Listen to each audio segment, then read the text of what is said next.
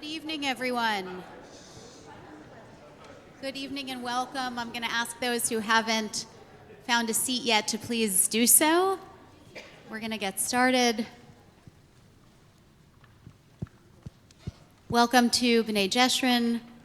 Welcome to tonight's program. I'm Rabbi Shuli Passo. I'm the Director of Community Engagement here at BJ, and it's a great honor to have our guests this evening, Rabbi Jill Jacobs, Yair Rosenberg, and Jane Eisner, here to shed some light, we hope, on a subject that seems to be becoming even more and more timely and resonant and important and challenging in our country and in our world.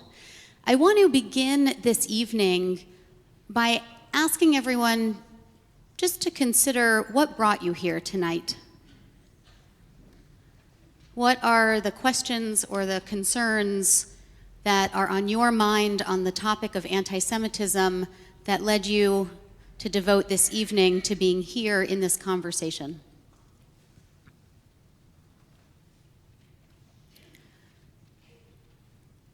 And just to consider for a moment that everyone in this room is here because we are invested in this issue in one way or another.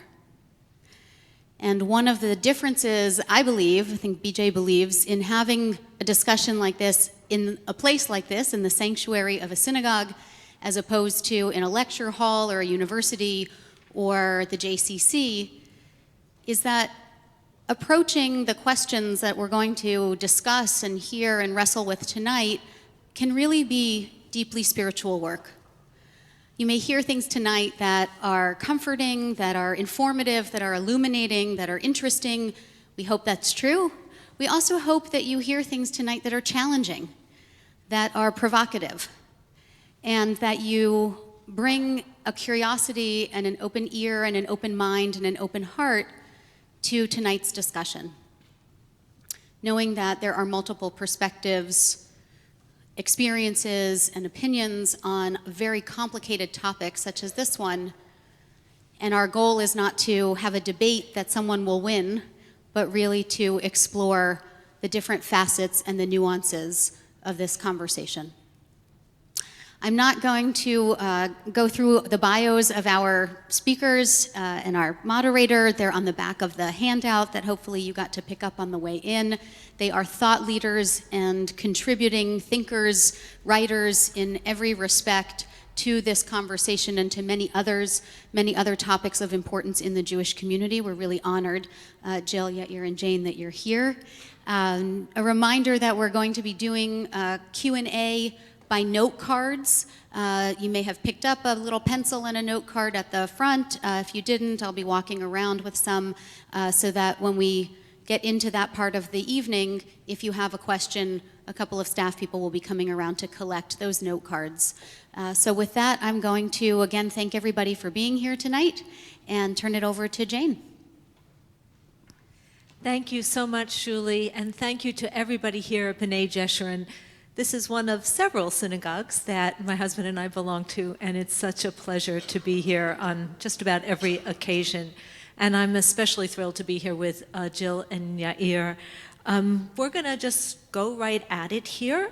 The two of you are here because you are smart and articulate, and because you're dedicated to the Jewish people. And also because you sit on two different places on the political spectrum. So I'd like to actually begin tonight with a quote from Deborah Lipstadt's new book, which I highly recommend. It's called Antisemitism Here and Now. And in it she says, and here I'm quoting, "There is a growing tendency among those who fight anti-Semitism to see it as a problem that exists only on the other side of the political spectrum. Those on the left see Jew hatred only on the right. Those on the right see it only on the left. Both are correct in what they see, but they are blind, or rather willfully blind themselves, to the anti-Semitism in their midst." Do you agree? I think that is very much true. There's clearly anti-Semitism both on the right and the left. And just like there's sexism, there's racism, there's homophobia, et cetera, on the right and the left, which we're not surprised to find out. So we're not surprised that people of all political persuasions, for example, participate in sexual harassment. That is not surprising to us, and most people are able to call out sexism even within their own political community. And with anti-Semitism, unfortunately, it's very much become weaponized. And so we see that when there's some anti-Semitism, some public anti-Semitism on the left, we see people on the right who say, oh, that proves that people on the left are anti-Semites and attack, and vice versa on the other side. Now, none of that actually helps to get rid of anti-Semitism. What helps to, I don't know if we can ever get rid of anti-Semitism, but just like racism or sexism, we have to call it out when we see it. We all have to learn. We're all learning. Very often, people will step into some anti-Semitic trope without even knowing it, and hopefully we'll learn from the experience. And yet, when it becomes weaponized like that, we miss the chance to learn. I'll also say that, yes, it's on the left and the right. Right now, I'm much more concerned about anti-Semitism on the right because that's who's in power. Because we have a president who is at least dog whistling to white nationalists, and because, according to the ADL's most recent report, every single situation in which there was death by extremism was in 2018. It was always extremism on the right. So, right. So we'll get to those parts in a minute. But Yair, I'd like to hear what you think about this idea that we only see it when it advantages us to see it, when it confirms or legitimizes our political perspective. Yeah, so everything Jill said is right. Anti-Semitism is the perpetual sin of other people. People are especially adept at spotting bigotry among people they already disagree with on everything else. It's extremely convenient if you think about it, because that also means that anti-Semitism is always somebody else's problem. You know, you never have to have a hard conversation in your own communities with your own people. It's always much easier to call out your enemies than it is to have a hard conversation with your allies. And so people are invested, right, and naturally drawn towards not, to passing over, to apologizing for minimizing bigotry and anti-Semitism, for sure, in their tent, while they're extremely astute at spotting it outside. I find this to be probably the most debilitating aspect of the conversation about anti-Semitism, and probably one of the chief reasons we're so bad at fighting it, because it's actually this entire, fight over who's the bigger anti-Semite. Is it really the left? Is it really the right? The Christians, the Muslims, the Europeans, the Americans, whatever. It's actually just a fight that's a huge distraction from actually fighting the anti-Semitism, because the only people who win a debate over who's the bigger bigot are the actual bigots who keep being bigoted, while the people who are supposed to be fighting them are pointing fingers at each other.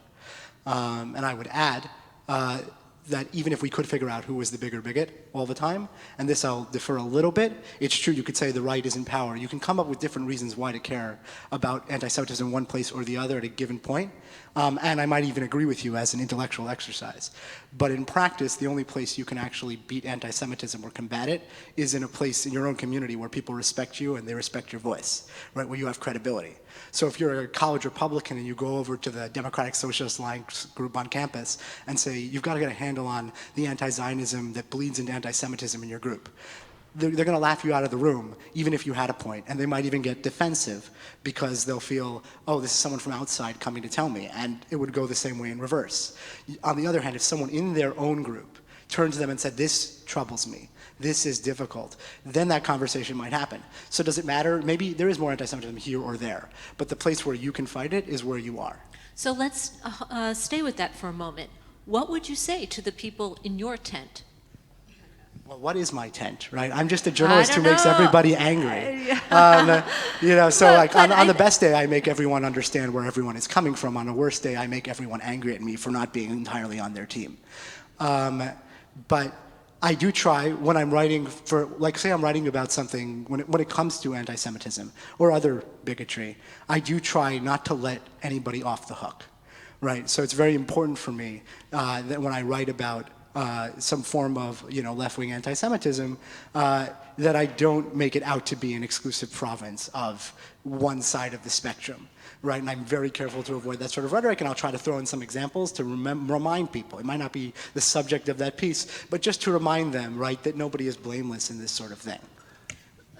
But let's just stay there for a moment, because I just want to press you here. If you're talking to somebody who basically ideologically matches with you, not, of course, on everything, but is unwilling to see, say, the severity of the anti-Semitism on the right, what would you say to that person? How would you engage to try to help change or at least broaden their mind? So I think I wouldn't want to speak for the right because I'm not a right-wing person, but I do think about when I make my arguments, when I'm writing about left-wing anti-Semitism, how do I persuade my skeptical left-wing reader?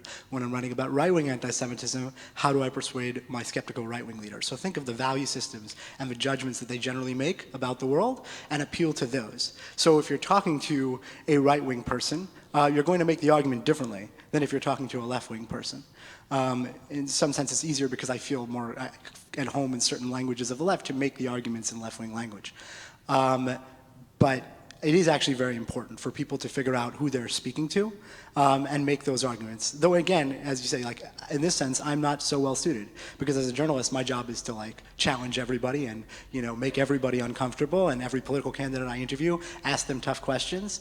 So I'm on nobody's team and everybody's team at the same time. I'm not really an insider, right? That's like everyone in this room is probably more of an insider in a way in certain communities than I am, right? So I can teach, but I can't do. And so then I do an event like this and hope that the rest of you will do the job.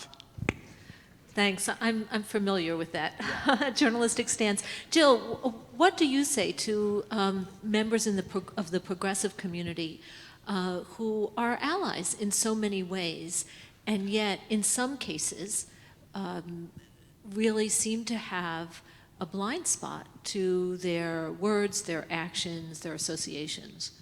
I have these conversations all the time. Trua, as you know, organizes 2,000 rabbis on human rights issues. So we work in a lot of progressive spaces, and unusual for social justice organizations, half of our work is here in the US and half in Israel. So we get to deal with everything and all of it. So we're in progressive spaces all the time, and we have really deep relationships. So organizations we've been working with for 5, 10, 16 years before I was even at the organization. And so we often will have conversations that often will come up because somebody really unwittingly steps into an anti-Semitic stereotype. So for example, a conversation that I've had, I don't even know how many times, somebody who's a partner, an ally, says something about Jews and money. And I say, actually, you may or may not know this, but that's a stereotype that we don't really like. And I explain it, and very often the person will say, oh, I thought it was a compliment. And then I'll explain it, and they say, oh, I'm really sorry, I didn't know that. And that's the best possible outcome, and it doesn't happen by tweet, and there's not 17 opposing op-eds by people who don't know each other yelling at each other. It's just like that, there's of course, anti-Semitism is deeply rooted in our society, like sexism and racism, and we all step into that all the time, and I would hope that if I have a relationship with somebody and I say something, use a word that I don't even know sparks a racist association, I would hope that somebody would teach me something, and that my answer, I hope, would be, oh, thank you, I didn't know that, I won't do it again. So we have those conversations all the time, and it works really, really well when they're built on relationship, when they're built on trust, when we know that we're working for the same goal and we're learning from each other. These conversations happen very badly when it's people who are screaming at each other on social media without ever trying to stop, take a breath, and build a relationship. And does it work? Yes, absolutely. So I'd like to go back to something you started to talk about, and that is the equivalency. There is this tendency, not just among journalists, but I think among fair-minded people, to say, well, these things happen on the left, and they happen on the right, and we have to acknowledge it's not either or, it's both and. And yet there are people who say that that is a false equivalency today, that in the effort to appear fair, violence from the right may be equated with violence from the left. And I do want to just point to two pieces of recent evidence. The Washington Post at the end of last year did an analysis of the source of global terrorism, and here's what they concluded. They said, while the data show a decades-long drop-off in violence by left-wing groups, violence by white supremacists and other far-right attackers has been on the rise since Barack Obama's presidency and has surged since President Trump took office. So that's the Washington Post analysis of global terrorism.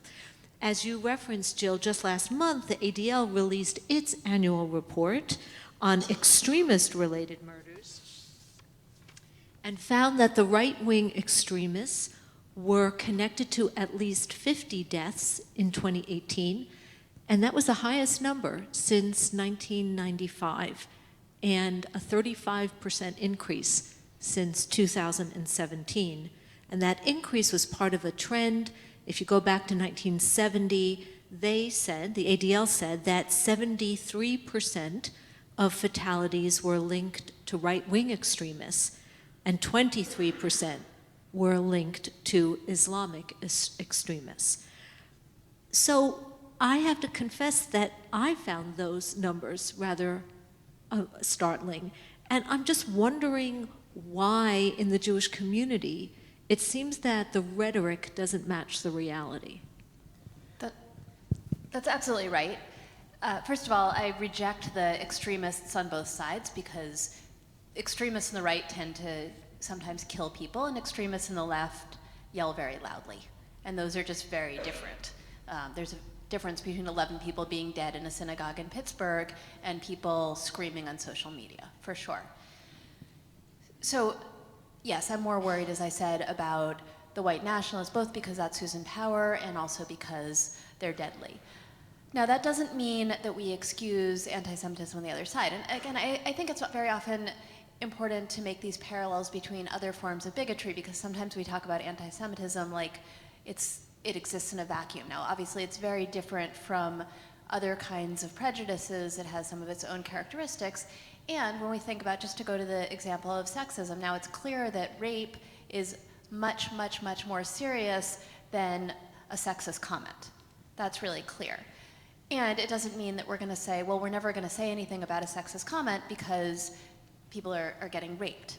Right? One doesn't excuse the other, and we need to be much more concerned about the safety of women who possibly, or other people who are possibly going to get raped. So just to say that they're absolutely not the same, and I think that we need to put many more resources on wiping out the white nationalism, that ideology that is leading to people being killed.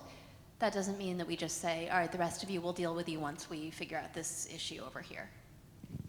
So there are a few issues that I think are here to be untangled. Great. Like one of them is America, and one of them is the global questions. Because I report on anti-Semitism everywhere, and so when people start, arguing over anti-Semitism left and right, is there a false equivalence, and they're always talking in the American context because they live here, right? But we have a lot of data and research that's been done on anti-Semitism around the world, and depending on where you're looking, right? So you asked me, where is there more anti-Semitism, right? Which is worse? Well, it depends where you ask, right? So the European Union's Agency for Fundamental Human Rights, Fundamental Rights, has been doing surveys of Europe's Jews for several times now. They've done it, where they ask them, where do you perceive anti-Semitism coming from?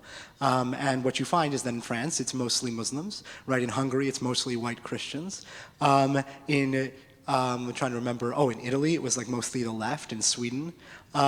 So you have a real range. And I think it's dangerous for us to sometimes apply perhaps what might be going on at a given moment in America and assume all anti-Semitism is like that everywhere, because it happens to be different countries are dealing with different acute problems for different reasons. So I always want to caution people, don't necessarily universalize your own experience. The second question is the American question. I think you were asking a question about why does their rhetoric not seem to match the reality? If there is more danger right now in the moment to Jews from right-wing extremists than perhaps other forms of extremists, why don't we hear as much about it? Why did we have a 3-day news cycle about a couple tweets by a congresswoman, right? And there are actually many answers to that question. One of them is just the fact that our entire news cycle is designed and controlled by Twitter, where our president is, and that's actually very unhealthy, and that's why we paid attention to that.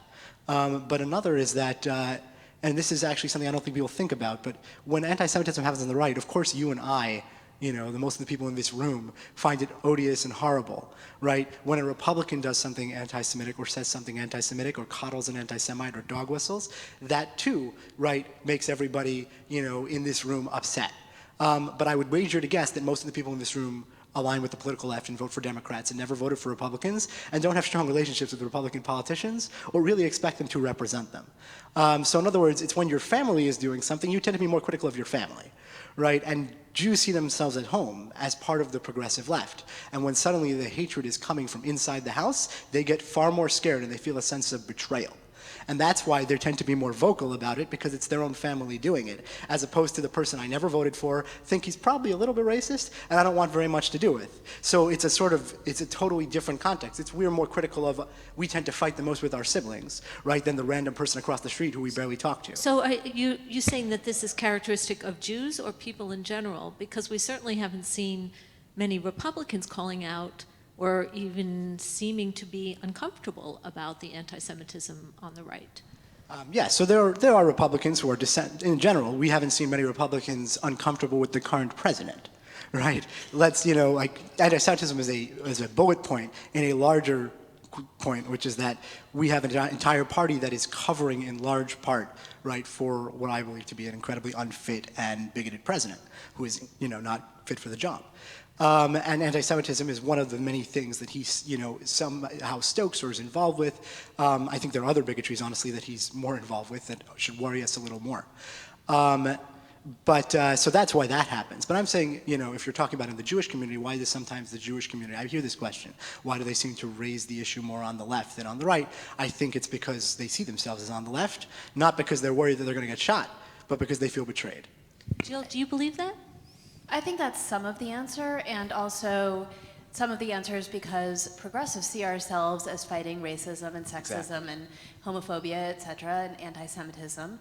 And people on the right have made their peace with a president who's been married 3 times and cheated on all of his wives and regularly spews racism and xenophobia. And so if you've made your peace with that, okay, so there's some anti-Semitism also. Whereas I think progressives hold ourselves to the standard. I mean, we think about the Me Too cases. Is it that there are more Democrats who are more progressives who are guilty of sexual harassment and assault? No, clearly not. And yet, when it happens with somebody who's in our political camp, then people in that political camp are immediately calling for the resignation or whatever is appropriate in that moment. So there's some of that.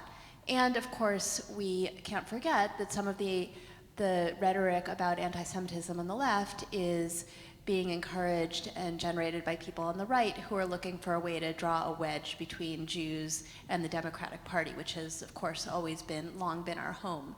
And so it's not just, there's one phenomenon of people on the left in the progressive camp who are having really serious conversations about why anti-Semitism is cropping up in our camp, and then there are people on the right who are just trying to rile up anger against people on the left and are trying to force that as a wedge issue, which I just don't think is happening in the other direction. So I'd like to turn to perhaps the biggest wedge issue when it comes to this, and that is Israel.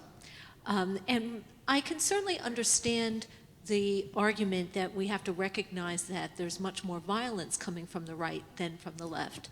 Except I can also imagine an argument that would say, but the rhetoric on the left could lead to violence. If not here, then certainly when it comes to Israel, and we know that that is the case. So I'm just sort of wondering about your personal sort of methodology for distinguishing between anti-Semitism and anti-Zionism. Let's just start with you personally. How do you do it? What are the characteristics that you are looking for that make you feel that something that is critical of Israel then, as you said, bleeds into anti-Semitism? I would just want to say first, which maybe you all know, but Jill already wrote an article that explains all of this for the Washington Post. It was, So we're gonna, and you did one and I as have, well. It's an issue that if you write seriously about anti-Semitism, you have to address. And she wrote a very encyclopedic piece, which I highly recommend you all read.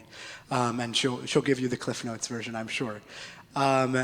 You know, it's something that I think about a lot because I report on anti-Semitism in all its forms and everywhere it expresses, and when it expresses itself on the left, it usually, not always, will express itself like the Louis Farrakhan associations on the left, whether he's left-wing or not. The associations happen to be from left-wing people, but setting that sort of thing aside, it often does come in the guise of, I am just criticizing Israel. And in some cases, they are. And it might even be vituperative and make you very, very uncomfortable, but the fact is, that's part of what political debate is about. But in other circumstances, people use the I'm just anti-Zionist, I'm not anti-Semitic, I'm just criticizing Israel, I'm not anti-Semitic, as a get-out-of-jail-free card, where they just play it when it has absolutely nothing to do with what they said, right? Or it's a very thin veneer for what they said. And some of these things you might, so someone says, Israel is committing genocide against the Palestinians, right? There is a weird academic argument you can make to redefine the word genocide to be eradicating a culture over a long period of time, but like the normal dictionary definition word of the term and the way it's always been used, right, applies to the systematic eradication, murder of a people, none of which has happened. The Palestinian population, according to their own statistics, has increased fourfold since the founding of the State of Israel, right? There is no genocide that is going on. It's a blood libel on a national scale to assert it. And so when I see something like that, yes, technically it's a political criticism, Israel's committing Palestinian genocide. In reality, it's a lie, and it's a really despicable lie. Now, some people do it on purpose. Other people just heard a lot of people say it, and you have to distinguish between who those people are, right? Are those people doing it out of malice or just because they heard it in their peer group and they don't know, right? The fact that people feel they can repeat heinous accusations against Jews without checking them will tell you about how embedded anti-Semitic assumptions are in our culture, because I would never do that with any other group, right? And I would hope most people wouldn't, but people do, and not just about Jews, many other groups too that are like minorities they don't know. So I would say look at the criticism and see if it, first I just look at it and say, is this just harsh criticism of Israel? Does it make me uncomfortable? But the fact is that even if I don't agree with it, is that okay, right? Or are they doing something where they're very often say weaponizing language from Jewish history and using it to attack Jews? Like there's some other ulterior motive. So when the genocide one is an example, because that's Jewish pain that's being weaponized, because we were victims of genocide, let me use it to bludgeon Jews. Calling Israelis Nazis, right? There's an academic way you could probably, justify doing it, and a handful of people I might say they actually pulled it off. But most people who call Israelis Nazis don't call anybody else Nazis, right? Which is really weird when you think about it, because if the Israelis are Nazis for occupying the Palestinians, then what does that make Bashar al-Assad, right? And what does that make Kim Jong-un, right? And a million other horrible people in the world who are vastly, vastly worse. And no one ever calls them a Nazi, right? What's really going on? What is the way I can hurt a Jewish person? I call them a Nazi. That's what it's about. It isn't about Israel, right? So I look for that, right? I look to see if they talk about other places the same way, who commit this, and not just people who commit misdeeds, right? Because I am not one of those people who will sit up here and say that Israel is a spotless human rights record. Quite the contrary. I'm not one of those people who thinks the UN shouldn't pass resolutions against Israel. But I am one of those people who thinks that the UN should pass resolutions against Israel in proportion to the things it does, and the same way it would do to any non-Jewish country that did the same thing. And that is demonstrably not what happens, right? So this is just, you could, and the answer to your question then is it's complicated, and there's not one size fits all rule. It's really like and you'll see in, you read Jill's piece, and when she tells you, there's like 25 tests that you can do, and they're different, and it depends where you're hearing it from. And there's no shortcuts, right? There's no shortcut to say it's anti-Israel, therefore it is anti-Semitic, and there's no shortcut to say it's anti-Israel, therefore it's not. You have to use your brain. Jill, can you give us a responsive summary of your excellent piece? I don't think I had 25 tests. I think I had 5. I'm not sure if I will remember all of them. But first of all, I should say that it's totally appropriate to criticize Israel, just like it's totally appropriate to criticize any country. And we sometimes have to remind ourselves that Israel, in fact, is a country.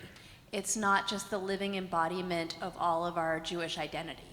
And that's important to remember. It's a country, it's a member of the UN, there's a government, there's et cetera, et cetera, et cetera. They pick up the garbage, it's a country. And so as much as we can, to emotionally disconnect from the idea that somebody is criticizing our Jewish identity if they're criticizing Israel. In terms of tests, I'll say something about the tests and then also something about what does not cross the line. So some of the things I look for are, does it step into classic anti-Semitic tropes? So are we stepping into language about blood libel, for example? Are we stepping into language of the Zionists controlling the world, the octopus image, the arms of Zionism everywhere, that kind of language?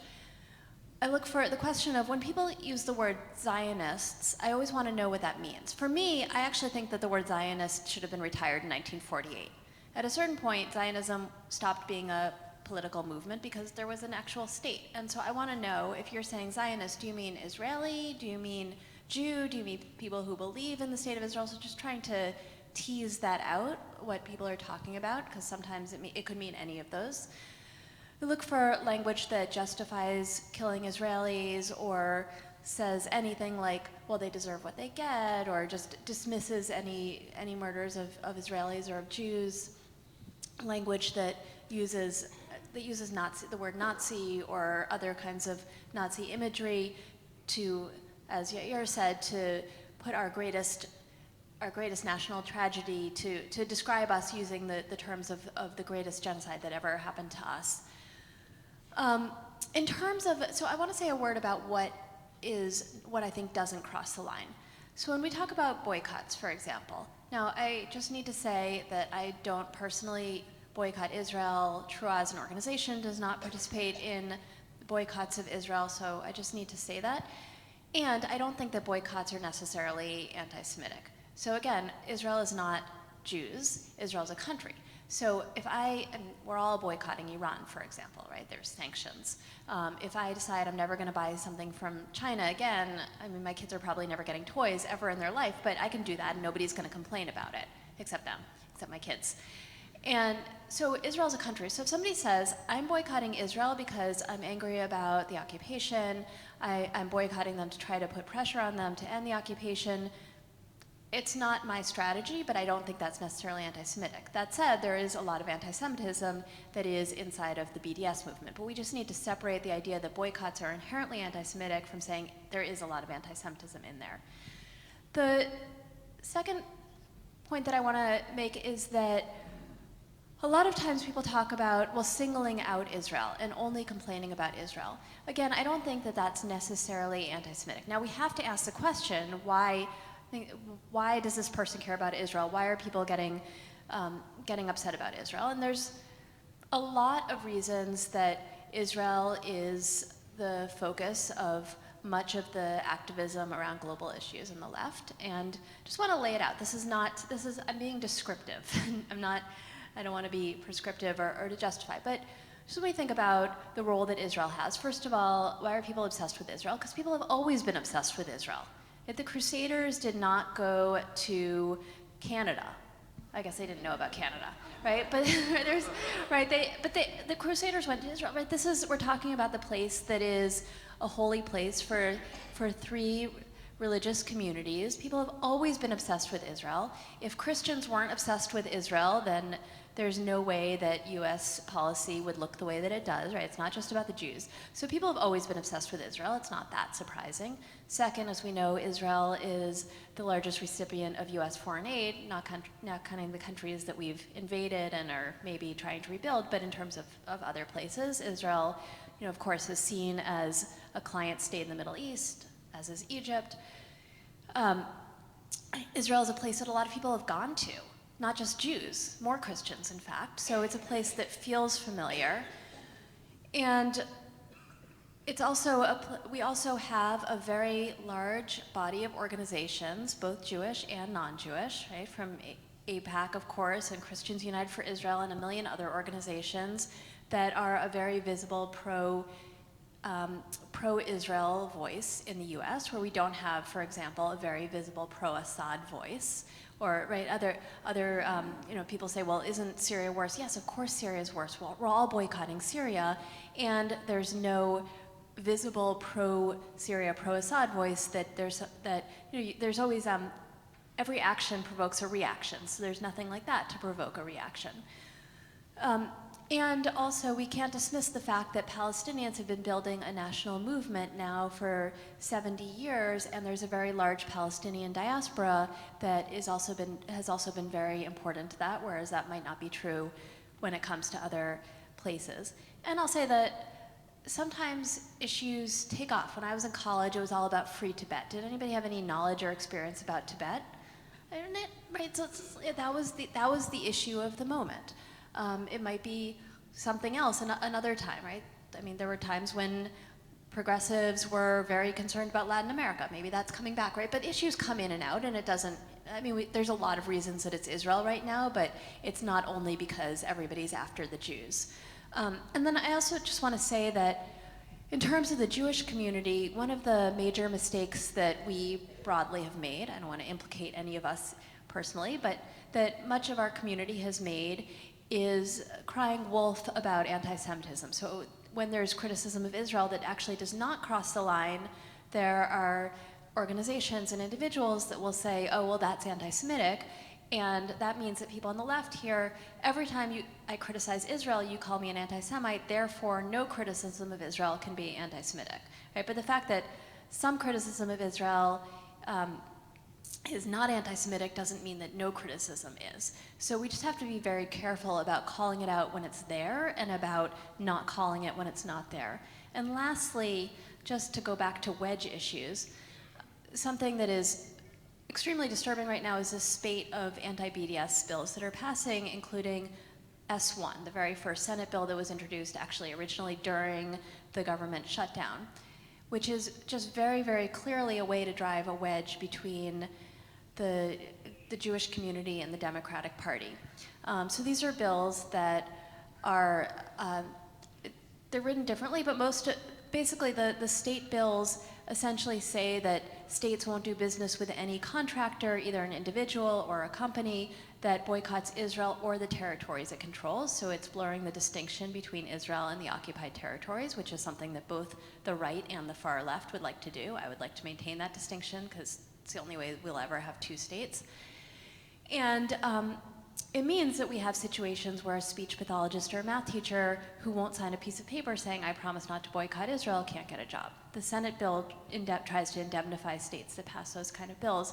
And when we as a Jewish community fight for those kinds of bills, which most definitely cross free speech lines, what people who are sympathetic to BDS, maybe aren't even participating, but have kind of heard about it, here is, oh, the Jewish community is trying to shut down BDS. Well, if somebody tells you you're not allowed to say something, what are you going to do, right? You're going to say it. If somebody says you're not allowed to be part of this protest movement, you're going to get much more interested in that protest movement. So actually, it has the opposite effect of what the proponents want, and it suggests that Jews won't allow any free speech when it comes to Israel, and that's just bad for Israel, and it's bad for the Jewish community. Thank you. Can I add one thing on that? Of course. When you think about these BDS bills, right, so not all of them are written this way, but many of them are, they explicitly mention Israel. So if you're worried about singling out Israel, which I think is a genuine concern, right, well, it doesn't help to single it out in the other way, right, and passing these bills that are clearly targeted for one particular political movement. There is, I believe, for example, in South Carolina or North Carolina, they have an anti-BDS bill that doesn't mention Israel at all, right? It happens to apply, right, and it doesn't apply, as far as I know, to necessarily to the settlements, right? So it just says that if you discriminate, we won't contract with you if you discriminate based on, ethnicity, national origin, gender, and so on. And they put in nationality, and so therefore, if you say, I'll boycott all Israelis, well, then that bill will fall afoul of you. But it doesn't say Israel in it, right? And it was written more carefully by people who were attuned to these concerns, right? So there's actually a bunch, and that's what when you mentioned, there are different bills, right? So I personally am not a fan as a journalist, like I want people to be able to say whatever they want to say, right? But if you were to support a bill like this, well, there are really bad versions of these bills, and there are much better versions of these bills, and people should be cognizant of the differences, right, and what they mean for rights and free speech. So, Yair, I want to ask you this. Does the political situation in Israel, and particularly the continued occupation, does that fuel anti-Semitism, and is that even fair?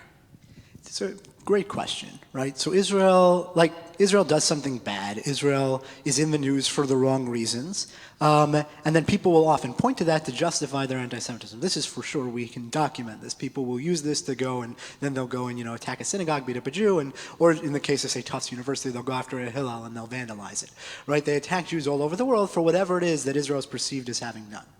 I'm not so entirely sure, right, that I think about this, right, but I'm not so entirely sure that that's actually a real viable excuse, right? Meaning I don't think it's actually a causal relationship, because people have been attacking minorities, Jews included, for the actions of whatever their co-minorities do anywhere else in the world since time immemorial. Muslims are being attacked every day and being held to account all the time for the actions of other Muslims, right, in the Middle East, and that's been going on for a very long time. Jews, since medieval Europe, right, have been persecuted in their homelands for what their co-religionists allegedly did thousands of miles away in the Middle East, right? Originally we killed Jesus, now we kill Palestinians, right? And therefore I can go and burn down your European shul or beat you up in the street. So I don't think that if Israel went away tomorrow that would actually go away. It's a dynamic, it's a way of thinking about minority groups that majorities often impose on them, that you're all one and the same and you're all collectively accountable. And I don't think it changes if you happen to have a locus, which is Israel, right? Versus, other reasons that will magically arise, right? Which happens for African Americans and for Jews and for Muslims. And I think it would keep happening. But there is a counter-argument to that. I think that actually M.J. Rosenberg had a letter to the editor of the New York Times asserting that in response to Bret Stephens' piece this weekend about the way the progressives are losing Israel, that in fact the Israeli government and Israeli leaders were widely admired 50 years ago, before there was an occupation. So does the fact that there is an occupation give reason for anti-Semitism, and therefore should the Israelis try to do something about it, if only to keep other Jews safe? So again, Israeli leaders could be widely admired. This is an interesting historical debate, like were they all in which parts of the left and so on, and which parts of the right. But Israeli leaders widely admired in 1964 or something. But that's not anti-Semitism. If they're disliked, maybe they deserve to be disliked. I don't consider that a vector to measure anti-Semitism, how well liked Israeli leaders are. Right? And I would hope that the people who don't like Israeli leaders would be able to distinguish that between them and the Jews. Right? And if they can't, if that's really M.J. Rosenberg's argument, then they're already inherently anti-Semitic and holding everybody accountable for whatever the Israeli leaders do. If they like Jews more because of what Israeli leaders did, as though they're not the same people. Right? And this is a real problem which people have, which is that they think they're the communities are monoliths. And if I'm speaking to a Jewish community, the Jewish community often treat, say, the Muslim community that way. We think of the Muslim community as a monolith. And we think that they're all one way or another. And as somebody who does work with the Muslim community and Jewish groups, you discover that there's every single variety and shade. But we often don't grant that sort of diversity to groups that are outside ourselves. What do you think, Jill? Well, first of all, the occupation should end because it's wrong, not just because it's bad for anti-Semitism. It's wrong for Israel to be militarily occupying another people. It's bad that Palestinians don't have citizenship, that their human rights are being violated every day. So that's the number one reason that we should end the occupation, that Israel should end the occupation and work very hard in a long-term peace agreement. The second reason is because it's bad for the future of Israel. It's not sustainable, it's not safe, it makes Israelis less secure. And yes, of course, the continued occupation as well as other human rights issues in Israel contribute to anti-Semitism. Now, I just want to be really clear that I'm not justifying that, just to describe it. And there are some people, if Israel were the most perfect state, if Israel were Finland or Denmark or one of those places, anti-Semitism would not go away, for sure. It's existed for forever, for a very long time. It wouldn't go away. And for I think the majority of people actually who are engaged in BDS, who would identify themselves as only pro-Palestinian, though of course there shouldn't be that dichotomy that you have to choose between the two of them. If Israel actually were a shining example of human rights, they would not be involved in anti-Israel movements. And also for a very large number of people who are actually not really sure where the lines are between what's harsh criticism of Israel and what's anti-Semitism and might wander into anti-Semitism possibly without knowing it and possibly without meaning to do it, they probably wouldn't be in that space. So anti-Semitism would not go away if Israel were perfect, and the current situation for sure contributes to the rise of anti-Semitism. Thank you. In just a few minutes, we're going to get to your questions. I just have a few more things to ask my colleagues here.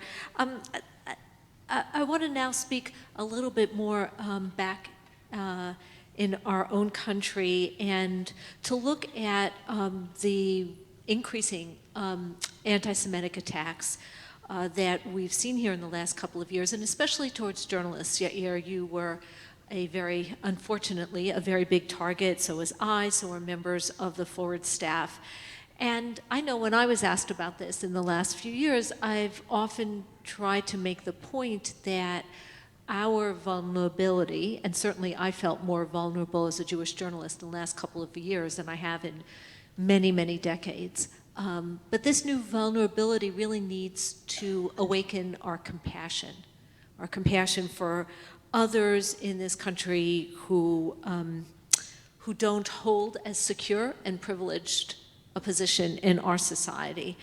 And I'm just wondering how you put this new vulnerability that Jews are feeling into context.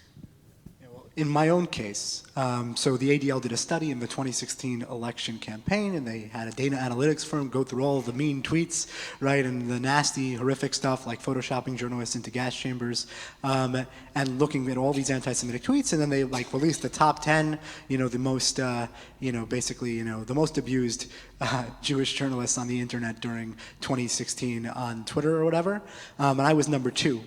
Obviously, you couldn't afford number 1. Take it up with management. So you've got me.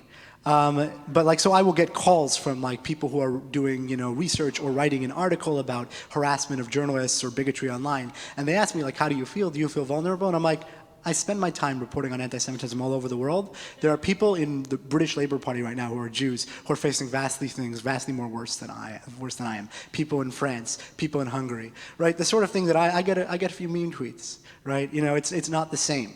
And so I feel it's very important to put it in perspective, right? At the same time, it does reflect something real in our society that we should worry about, and we should not believe the things that are online, stay online, right? Robert Bowers, the man who shot up the Pittsburgh synagogue, was an extremely active member of an anti-Semitic hate site where he shared lots of different anti-Semitic memes and ideas, right, and was taught them, right? So these things can absolutely lead to real-world spillover. And so when I see these things, I think it's important, for us to put them in context, not to panic. I think one of the things I point out is most of the sorts of abuse that you see online of Jews and Jewish journalists these days, from Nazi types, tends to be anonymous. And I've actually asked these people, I've messaged them, and I said to them, why are you anonymous? You claim that you're winning, Trump got elected, they see themselves as vindicated in some way, right? So I asked them, if that's the case, why did you not, after the election, put on your name on your account?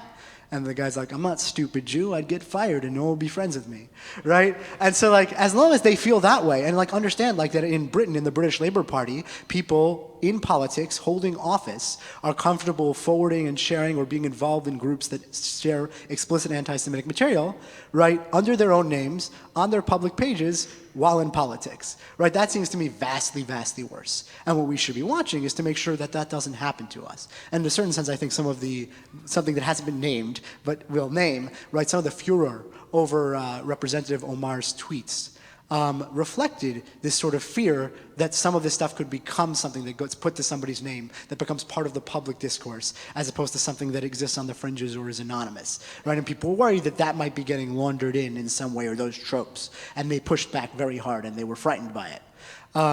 And so whether you feel that's justified or not, I think that was part of it at play. I hope that answered the question. Well, part of the rest of the context, though, is that we're talking about the rise of white nationalism, which is not only about anti-Semitism, it's about xenophobia and racism, etc. We know, for example, that the terrorist who attacked the synagogue in Pittsburgh went and looked for a synagogue that was celebrating refugee Shabbat, which of course fits perfectly. First of all, the fact that synagogue, that most Jews in this country are standing with immigrants and refugees, is because we've learned the lesson from our history, that from our history of being refugees and being immigrants, that So we know as soon as we came out of Egypt, God immediately gave us a bunch of laws concerning the people who are vulnerable inside our society, including the ger, the refugee, immigrant, stranger. And the lesson is, don't think that now that you survived this terrible situation, just circle the wagons and protect yourself. You have to protect others. Right? That I think Jews, we understand that the same voices that said in the early 40s, as one spokesperson for an anti-immigrant organization said, really in the early 40s, so already during the Holocaust, that there were 200,000 communist Jews at the Mexican border who, if we let them in, they would rape every woman and child in the country. That's the same ideology that's saying much the same about the asylum seekers who are actually at the Mexican border right now. And so that's a context, and it's also why it's really, really important for the Jewish community to have relationships with other vulnerable communities and to recognize that we have to fight all of these isms and phobias together. Just to add to that, so there's a researcher who I think you've done things together, Eric Ward of the Western States Center, a really fascinating African-American scholar and activist, and he has spent a lot of his life researching white nationalism, and I recommend you look up his writings, and he will explain, right, the role of anti-Semitism and that it plays in white nationalism and how this is all part of a constellation, and Jews are the string pullers who are behind, right, minority groups that they're pushing into the country to replace the white people, right, so therefore they're enemies of all of us, right? This was the conspiracy theory that animated the people who marched at Charlottesville and said Jews will not replace us, right? And then likewise animated Robert Bowers. And if you pretend that these things are not linked or they're not in, something that you can't just take one or the other. I think so. Jews have to learn that they shouldn't just take the anti-Semitism part and not worry about the other things, right? I think to bring it back to something we were talking about the left that we didn't touch on. It's not like, is there explicit anti-Semitism coming from the left so much as, does the left see anti-Semitism? So when they look at Charlottesville, did they see an anti-Semitic march, right, as well as a white nationalist march, meaning that those two things came together, right, or do they see it predominantly as Nazis who are out to get people of color, right, and not thinking about the fact that these people were literally saying, Jews will not replace us, a mantra that then animated the largest mass murder on American soil of Jews.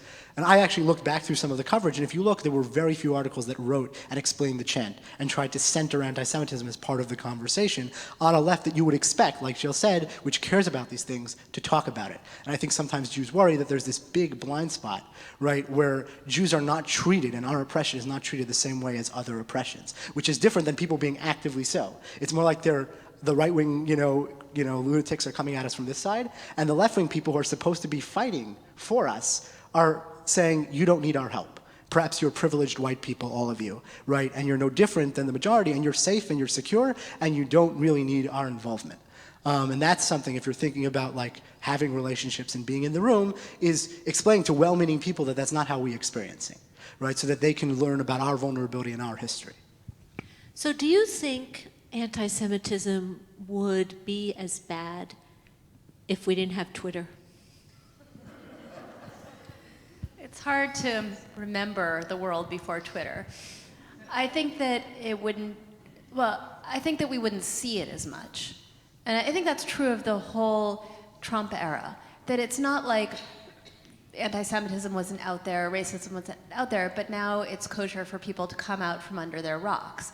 And of course, when there wasn't Twitter and social media, I mean, if we can remember before the internet even, which I can, right, so you could be sitting in your basement having anti-Semitic thoughts, but you wouldn't necessarily be able to connect to somebody else. Or if you're sitting around thinking, why don't I have a job, or why am I not succeeding in my life, you wouldn't necessarily have somebody who would explain to you that it's actually because somebody else is causing that, who would promote conspiracy theories. So it all builds in each other. Now, if we didn't have Twitter in particular, I mean, there's plenty of other sites out there, so it's not about Twitter, but for sure. Snapchat, guys, worry about Snapchat.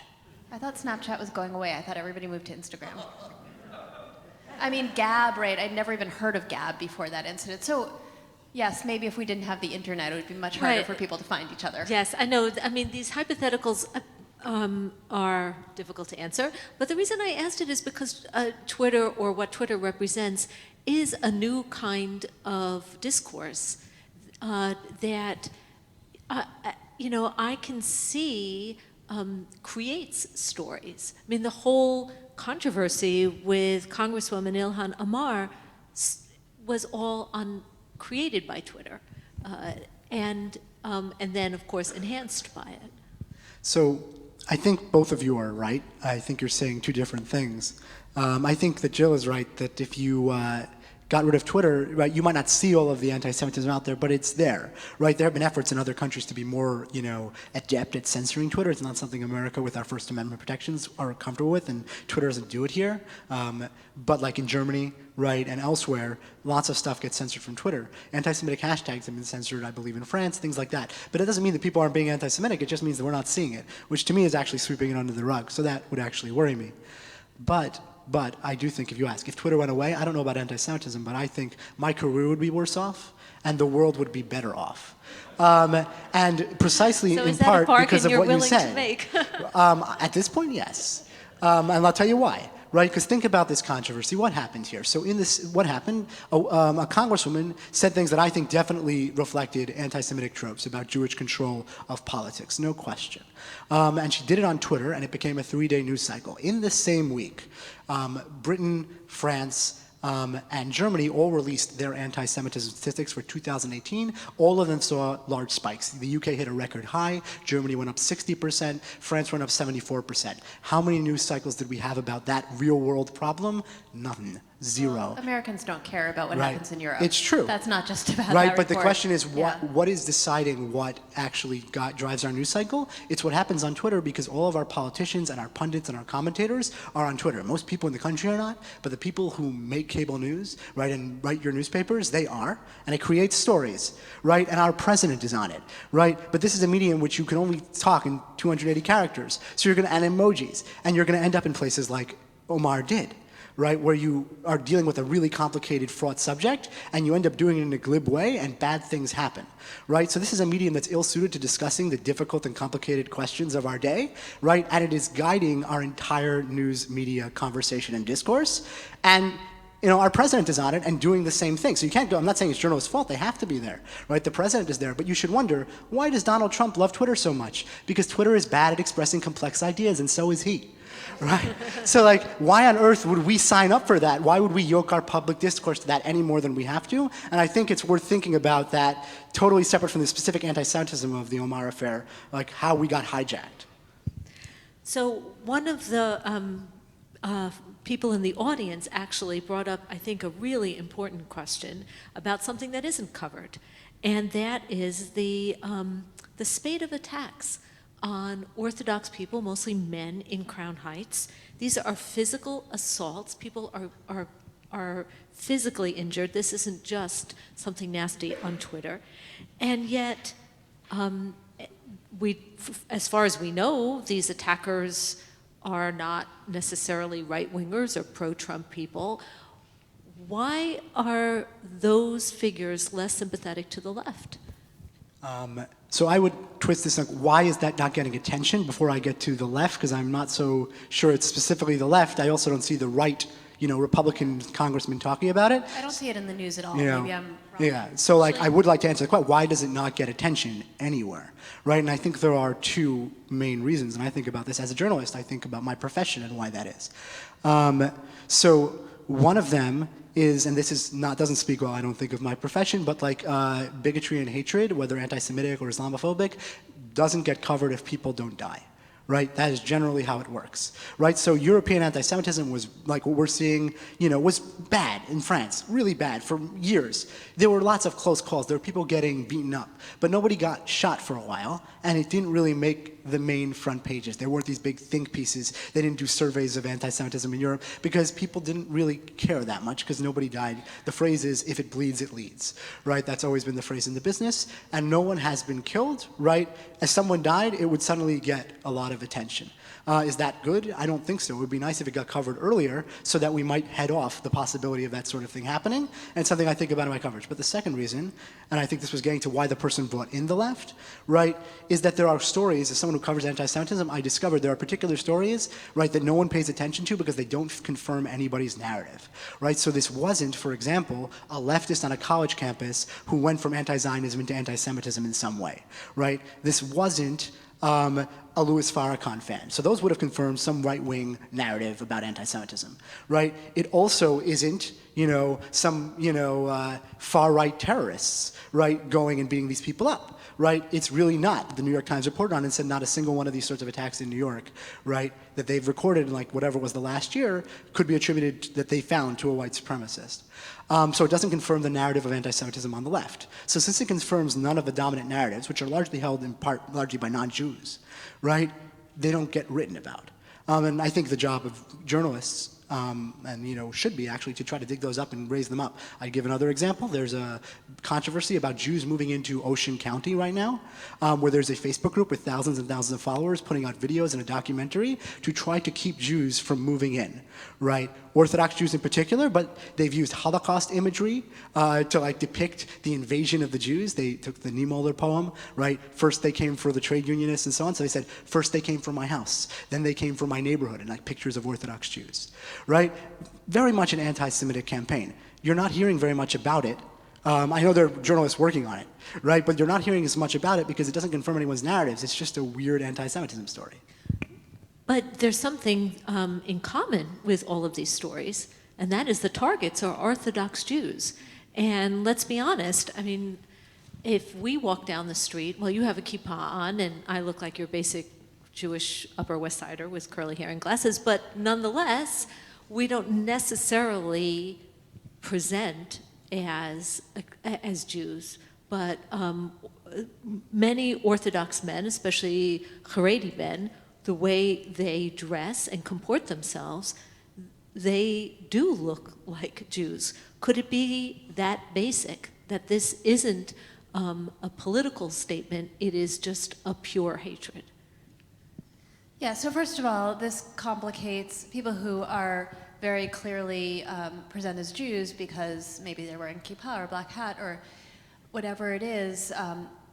So first of all, that complicates the narrative the Ashkenazi Jews pass as white. So first we have to say that. Second, yes, this doesn't, as Yair was saying, this doesn't fit into anti-Semitism on the right, anti-Semitism on the left.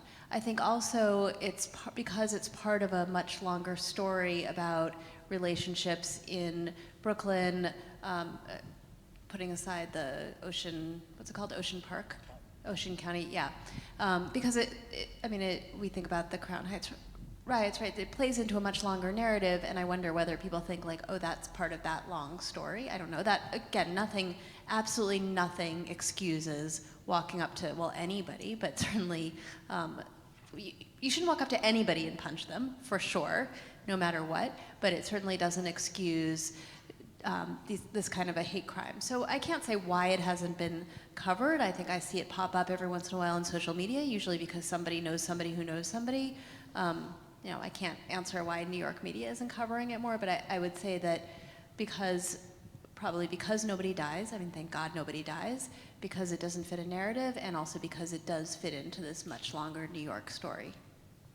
Thank you. Another question. The conversation has been framed left-right, but should the conversation change if it is framed haves and have-nots? We can't necessarily ask the person to explain that, so I'm not sure whether that means thinking about Jews, the idea that Jews have privilege, other vulnerable communities sometimes don't. So I don't want to spend a long time interpreting the question, but maybe something that I'll say that we haven't said explicitly is that one of the reasons that people don't understand anti-Semitism, including Jews, is because other kinds of prejudices you can basically quantify. So how many women are CEOs of major companies? How many people of color in college versus in prison, right? What's the racial breakdown at Stuyvesant, right? So you can quantify these kinds of questions. And once upon a time, there were restrictive covenants, so Jews couldn't live in certain places. There were the famous, no blacks, Jews, dog signs, right? There were things that you could quantify, but now we can't quantify. So when we look around, we can say, well, actually, Jews are overrepresented in Ivy League colleges, we can be in any business that we want. So it's very easy to say, well, you have no issues. But actually, anti-Semitism is based on the idea that there's a global Jewish conspiracy, which actually requires there to be prominent Jews in positions of power. Now, I want to be clear that I don't mean Jews should stay out of positions of power and we should try to lie low and never take some job or some journalism position. So I'm not saying that. We shouldn't be blamed. We're not at fault for our own oppression. And it's not for us to say, oh, I don't want to be so prominent because there might be anti-Semites out there. But it's true that anti-Semitism just functions differently, and it helps anti-Semites when they can look around and say, oh, look, there's a Jew right, there's Soros, right, there's Jared Kushner. That fuels anti-Semitism, it doesn't stop it.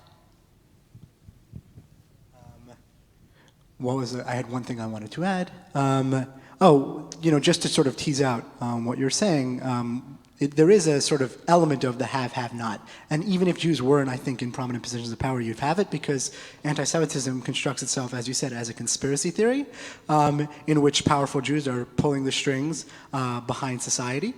And there's actually no really good way to fight that if you think about it, because if someone starts raising that conspiracy theory, they say support for Israel is all about the Benjamins, just to throw a random example. So they do that, and then what happens? People get upset and they talk to their non-Jewish allies and they explain why they're upset. And their non-Jewish allies push back on the thing and say they get censured in Congress. Let's say that happened, right? And so then what do people then say? Well, it proves that the Jews, in fact, do control Congress, right? So the very fact of successfully pushing back on the anti-Semitism confirms for the anti-Semite the theory, right? So there's no actual way to win, right? Which is a very depressing way to get towards the end of the thing. But it's to say that this sort of thing, one of the reasons why it's so durable, it doesn't mean it can't get better and worse, but one of the reasons why it's so durable is that it's constructed a little differently than many other forms of hatred, which construct their targets as subhuman. And anti-Semitism has constructed Jews as subhuman, of course, right? But it also constructs them as superhuman. And they'll do that, by the way, whether or not Jews actually are superhuman or not. But it does help to have convenient people to point to, whether they're a Rothschild, a Soros, or a Kushner. So one of these questions has to do with a topic that we haven't approached yet, and that is anti-Semitism on college campuses. And I wonder, even though we haven't, thank goodness, experienced violence, there certainly is, both in the classroom and outside the classroom, on some campuses, on some colleges and universities, distinct attempts to make Jews feel excluded and uncomfortable. For several years, the Forward has done a college guide of colleges and universities in the United States, and we actually found much less anti-Semitism on campuses in the students' own experiences than is often the case. But still, we can't deny it. It is there. Just think of what happened a few blocks north of here when swastikas were put on the office of a professor. So I'm just wondering how that fits into the broader context of anti-Semitism, and what do you think are the right responses?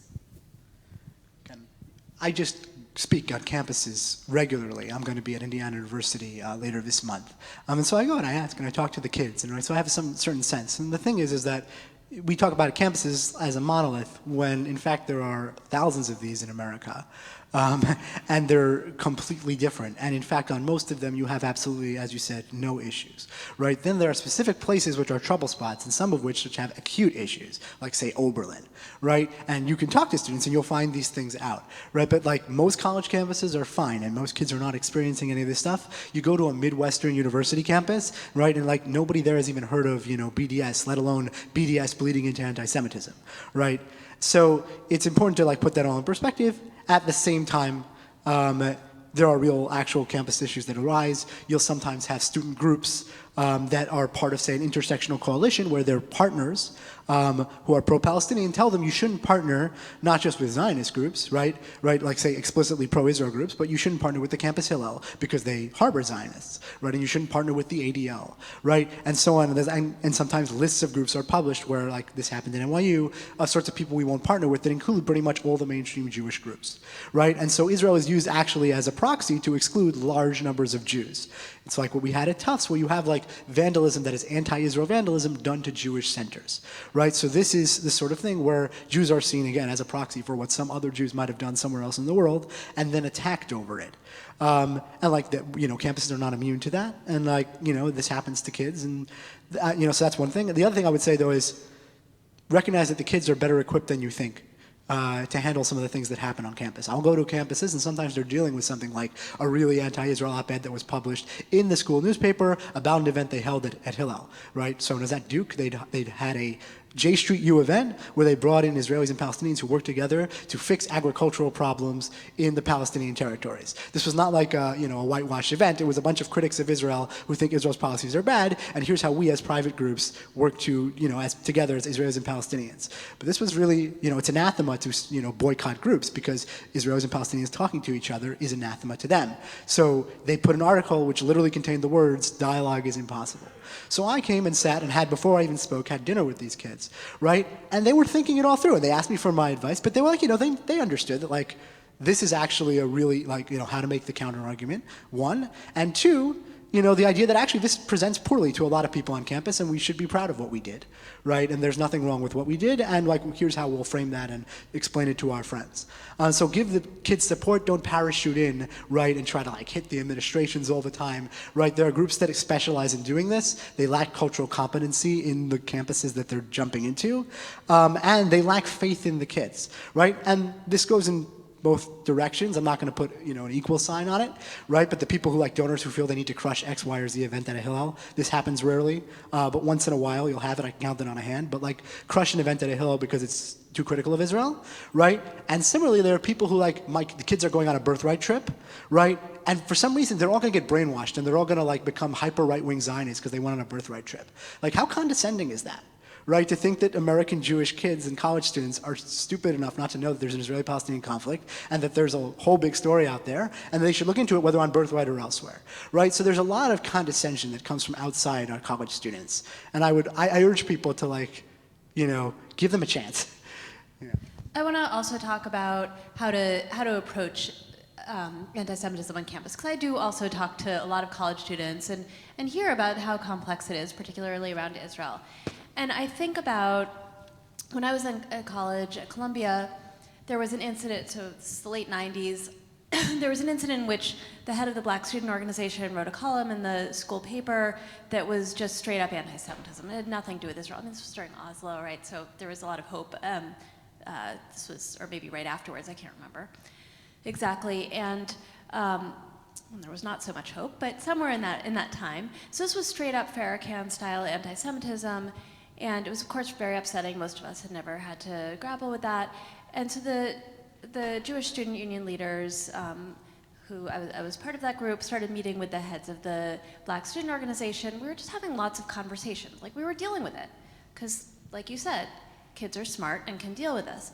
And then, of course, because it was Columbia, the New York Times decided to write an article about it. Right? Now, thankfully, there was no social media at the time, so it couldn't really explode, but it's in the New York Times, and this very small, super right-wing Jewish organization that was a break-off of the Jewish Defense League that existed at the time that used to just harass students, got involved and starts harassing the Jewish students about how come you're not doing more, and starts harassing the Black students, and was just somehow published the address, the dorm address of this kid who had written the article and was encouraging people to go and get him right. So this is very small. This is pre-social media, say it was 95 or 96, something like that, 94, something like that. It was, so there was only a limited amount that you could really do because the web barely existed. Now, I think about what happens now when there's an incident on campus, whether it's like that or more likely about Israel, when also the students are dealing with it. There are some very, very talented staff on campuses in Hillels and other Jewish groups. They're dealing with it. They're having conversations. They have relationships. They go to class together. They know each other. And then you have a group like Canary Mission that decides to parachute in and start harassing students and publishing information about them, or you have these donors who are forcing the Hillel to spend the rest of their year trying to crush a BDS campaign instead of having Shabbat dinner and interesting educational experiences and actually making Jewish life on campus a positive thing for students as opposed to turning them into little BDS warriors. And none of which is good for anybody, not Jewish students, not other students. So I basically think that everybody who is not on campus should just get out of the campuses, and unless we're invited in to help, and the students will figure it out, and the staff who are there will figure it out. If they need help, they'll call somebody, but all of this parachuting in from above just does nobody a service. You know, I remember a few years ago there was the first ever, I think, BDS conference at University of Pennsylvania. You know, large student body. I used to teach there and live right near there. And the Hillel director is a spectacular person. And all these outside groups were so worried about this conference and what's going to happen. And the Hillel director, just organized all this counter-programming. And they helped encourage and maybe, you know, finance a little bit Shabbat dinners all over the campus, all over, that students created and ran. And that was their response to this conference. It was indigenous. It was, you know, it was the students there who were doing it and who were organizing it. It was very, very positive, and it had nothing to do with the outside. And I just think of that as a really important example of how to diffuse situations. I want to just read one last question that we have time for, and it's an interesting one. Since you've established that anti-Semitism runs across ideologies, geographies, politics, do you believe it is a character issue? Since you think about this for a living, do you have a theory about why someone would be personally vulnerable to being or becoming an anti-Semite? I think we've been trying to figure out for a very long time in Jewish history why anti-Semitism is so persistent and pops up in new ways and the same ways over and over. So it's just deeply, deeply rooted. I don't know if I want to psychoanalyze any particular person about why they might glom onto anti-Semitism, but it's really deeply rooted. And as I said before, we have lots and lots of other prejudices that are different and also deeply rooted. So I don't have some grand answer, you know, but obviously, no, it is a great question in the sense that anyone who deals with this for long enough time thinks about what are the signs, what can like tip me off, right? What types of people are particularly susceptible? So different kinds. We talked about anti-Semitism as a conspiracy theory. There's also anti-Semitism as, you know, just mere like classical prejudice towards an outgroup, you know, where I just, you know, look down on Jews and I construct them as perhaps subhuman or different than me, right? So that kind of person, like, those people tend to hate a lot of different types of people who are not like them. It's a very normal thing. The conspiracy theory thing, actually, it's a particular type of person. It's a temperament. Right? I say to people, like, you know, in that form, anti-Semitism is, you know, and also the other form, but anti-Semitism is not a liberal problem, conservative problem, it's not a Muslim problem, a Christian problem, American problem, European problem, it's a people problem. It's always going to be that way. And people who have there are certain types of people who have a bent towards conspiracy theorizing, right? They tend to want, and like, you know, now I'm not a psychologist, I can't tell you why, but they find this sort of way of thinking about the world attractive, right? And that doesn't mean that they started out an anti-Semite. But if you're looking for a simple solution of who is behind all of the difficult and problematic things in the world, right? And how does the world work and run? And is there like some secret cabal? Well, it's extremely convenient that there is a centuries-old literature that will explain all of it to you, which is now available to you online, and the algorithms will keep feeding it to you once you find one document of it or one video of it on YouTube, right? And so it's extremely easy to very easily land on the Jews if you start out as a conspiracy theorist, right? And to that extent, I worry about, like, when we talk in our politics, when, like, whether, you know, whatever kind of politician uses rhetoric, which is extreme and Nietzschean, right? And there's, like, you know, certain people who are out to get you, right? I think it's worried people about certain Soros campaign type stuff, right? That sort of thing. They don't have to say anything about Jews, right? But they're appealing to conspiracy theorists, so they can do 2 seconds on Google, right? And then they can come on to all of the anti-Semitism. And people who traffic in those things, and if you're going to criticize George Soros, and absolutely as one of the most wealthy people in the world, who funds a million different things to change political stuff across the spectrum, you can and are welcome to criticize him, but you have to be aware of that, and you have to be sensitive to it, right? That's when people say be sensitive to anti-Semitic tropes, right? Be sensitive to anti-Semitic echoes and things like that. That's what they mean, right? They mean that you have to be careful to disambiguate when you talk about the Israel lobby or Soros, right? From these sorts of, hateful conspiracy theories, because otherwise other people who are not you, maybe not as you intended it, will immediately, eventually, someday down the line, land on the Jews. Well, I think we have just about covered this broad, complicated, troubling, fascinating topic. I really want to thank Jill and Yair for modeling such a good conversation, deeply informed, respectful, thoughtful. I hope that you have heard things that will make you rethink, perhaps, the way you look at something, or think more deeply about it. I know I have. So thank you both. Thank you.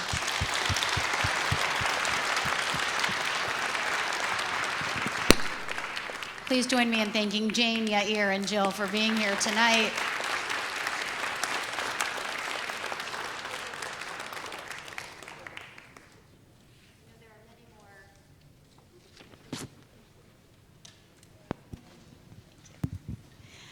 It's a sign to go home when the microphone batteries have died.